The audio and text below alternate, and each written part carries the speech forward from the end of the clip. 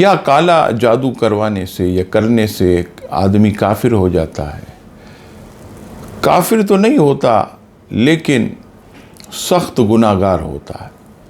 کالا جادو، یاد رکھیے گا، یہ کسی کو خطرناک اذیت دینے کے مترادف ہے، اور کسی کو اذیت دینا، تکلیف دینا، یہ مسلمان کا کام نہیں ہے۔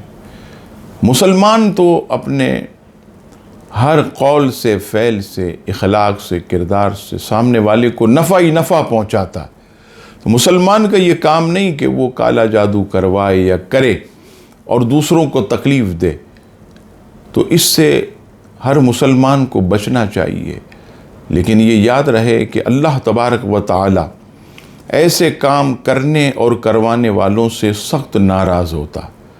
شب براءت، شب قدر اور عظیم راتوں میں جہاں بڑے بڑے گناہ گاروں کی بخشش ہوتی، فرمایا کہ جادو کرنے اور کروانے والوں کی ایسی رات میں بھی بخشش نہیں ہوتی۔